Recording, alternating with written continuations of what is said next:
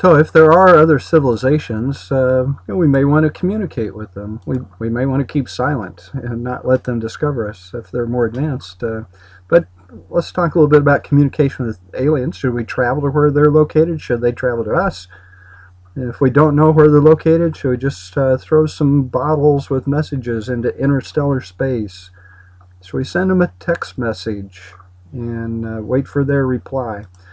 Well, we're on this process. Voyager 1 and 2 and the two Pioneer spacecraft have enough speed to escape from the sun's gravity and move into interstellar space, but it's a slow process. The fastest of the spacecraft are the Voyagers, and launched in 1977.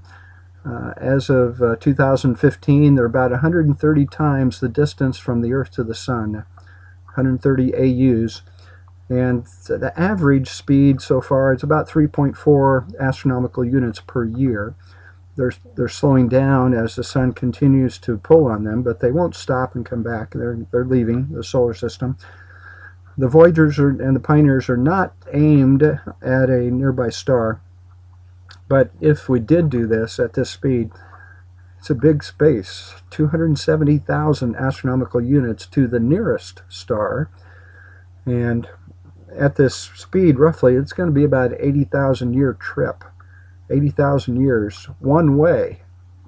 80,000 years to get there. So space travel is not really practical with our current technology. We can't travel fast enough. We don't have the technology.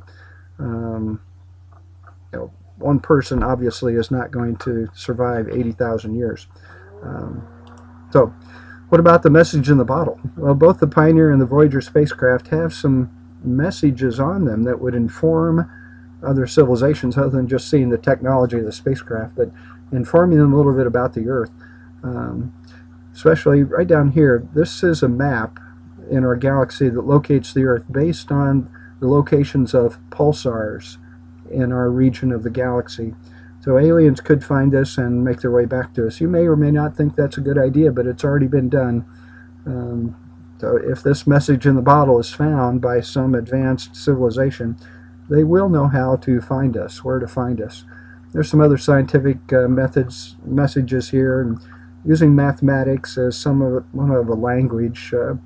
There are audio recordings. It's a record inside here that they would understand how to play and see pictures and hear sounds from the Earth.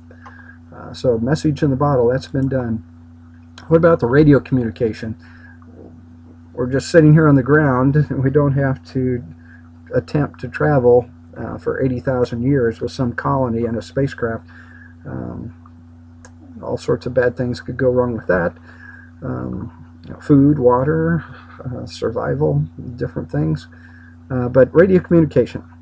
So 1974, this was done. You may or may not think this is a good idea to send a signal out with trying to let people know we're here.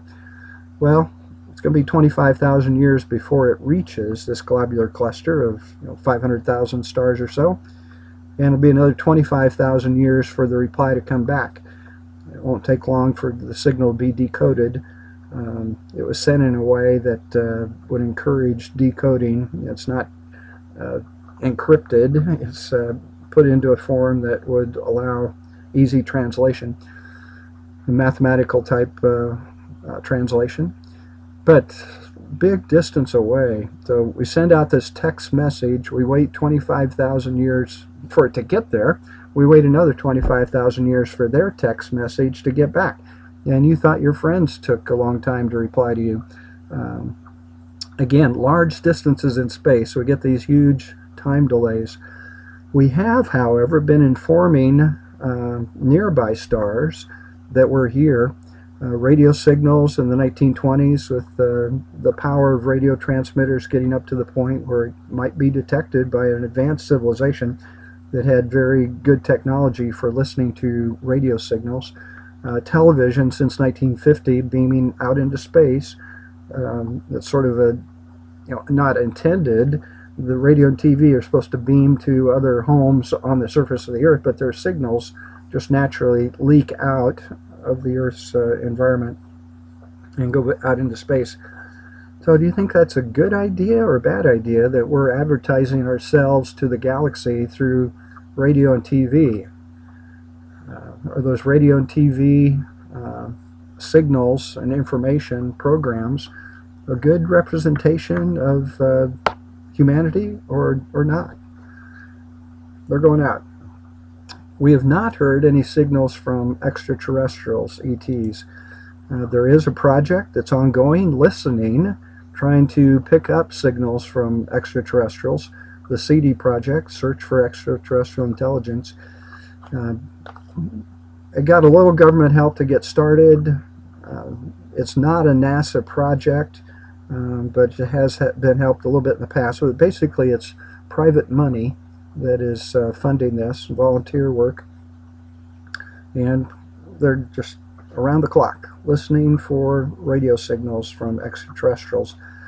They're also doing good scientific work along the way. They're accumulating data in the radio spectrum from stars and gas clouds and pulsars and whatnot.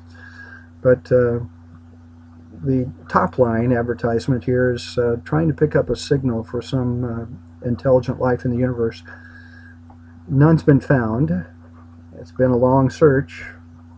Not hearing anybody. And you listen to one channel at a time on your radio. The electronics in here have the capability for millions of channels being listened to simultaneously. We don't know exactly what frequency the extraterrestrials will use. Maybe they'll use the 21 centimeter line. That's an important scientific line for our galaxy, for hydrogen. Maybe they'll use some band where water does not absorb the energy. But SETI is trying to cover all the bases, listening to a lot of different frequencies. No results yet. So here's one of these antennas, and a human here, just to give you a size of them, and then a lot of them. The goal is for 350 of these receivers to be able to look at more places on the sky and pick up more energy. It's about a $30 million project, maybe a little bit more. And the Allen Array, so named because one of the big donors is Paul Allen, a co-founder of Microsoft, who had an interest in this project and a continuing interest. It's a private funded organization, not a NASA project. So, UFOs. Photograph of UFO or not? Not. There's a lot of fake photographs of UFOs. There are, some unexplained ones, but no good evidence that UFOs exist, and for some alien technology. Maybe they just want to observe us. Maybe they don't want to influence our society. Maybe they don't exist. So, have your opinion on that. So,